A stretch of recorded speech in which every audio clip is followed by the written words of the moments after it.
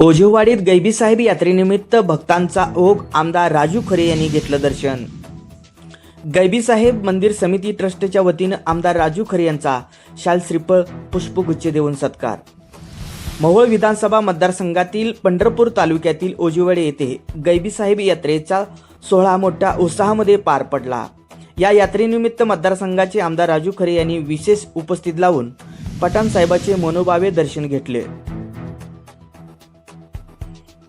यावेळी गैबीसाहेब मंदिर समितीच्या ट्रस्टच्या वतीनं आमदार राजू खरे यांचा शाल श्रीफळ आणि पुष्पगुच्छ देऊन सत्कार करण्यात आला।